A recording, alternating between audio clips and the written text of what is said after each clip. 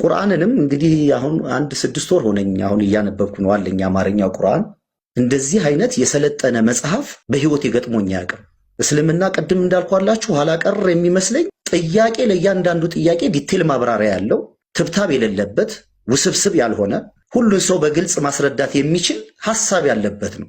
እና ምንድነው አብዛኛውም ሰዎች አሁን እዚህ ታችሁ ናችሁ የምትሰሙት ካላችሁ የሆነ ነገር ጄጅ ከማድረጋችሁ በፊት በዛ ነገር ጄጅ በምናደርገው ነገር ላይ ቀድሞ ዕውቀት ሊኖረን ያስፈልጋል።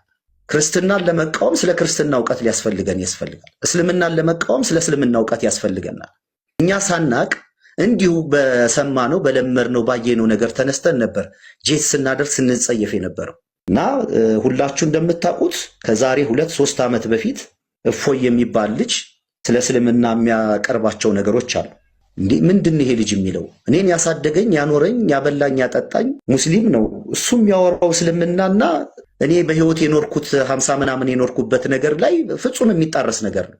እንዲያውም እኔ ለሱ አንዳንድ መልሶች መልሼ ነበር። ቫይራል የወጡ ቪዲዮዎች ናቸውና ለምሳሌ ከንጽህና ጋር ተያይዞ ያቀረበው ነገር አለ። ሙስሊም የሽንት ጠብታው ፓንቱ ላይ ሰውነቱ ላይ እንዳያርፍ በጥንቃቄ የሚጸዳዳ በቀን 5 ጊዜ ውዱ የሚያደርግ የትኛውም መስጊድ ቢትሄዱ የሙስሊም ጫማ ሲሸት ሰውነቱም ሲሸት አይታችሁ አታውቁም። እሱ በጉድጓድ ውሃ በካካ ይታጠባሉ ብሎ ያወራል። አውዱን እየሳተ ጥላቻውን ሊያስተላልፍበት የሚፈልግ ስለ ጂሃድ የሚያወራው መልስ ሰጥቻ ቃለሁ።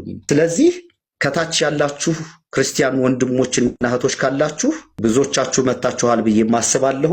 እስልምናን ለመቃወም እስልምናን አጥኑ፣ ጊዜ ውሰዱ፣ ጠይቁ። ካልጠየቃችሁና ካላነበባችሁ እንዲሁ ዝም ብሎ በተነገረን ነገር ላይ ከሆነ ጥላቻ ነው የሚሆነው። ጥላቻ ደግሞ ትምህርት አይሆንም፣ ሐሳብም አይሆንም። እና እኔ ዝም ብዬ አይደለም ጨርሼ ነው የመጣሁት።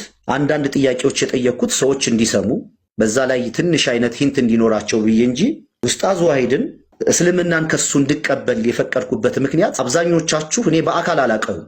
አሁን በቀደም ነው 2-3 ቀን እንግዲህ በቲክቶክ በፌስቡክ ያወራ ነውና እድሜውም ትንሽ ነው፣ በ10 ምናምን የምበልጠው ልጅ ነው። ቅንነቱ ዕውቀትን መሰረት አድርጎ የሚያቀርበው ማብራሪያ፣ ለሰዎች ያለው አክብሮትና ፍቅር፣ ለሚያምንበት ነገር ቁርጠኝነቱን እነዛ ሁሉ ማርከውኝ ፈጣሪም ለሱ ደሞዝ እንዲሆነው አስቤ ይሄ በቃ ድካሙ ንግግሮቹ ጊዜ ወስዶ የሚያወራው ሰውን ለማትረፍ ስለሆነ ያን ነገር አብዛኛው ሰዎች እንዲሰሙት በሱ ድምፅና ምሪት ነው እስልምና ልቀበል የፈለኩትና በጣም ከባድ ዋጋን የከፈልኩት።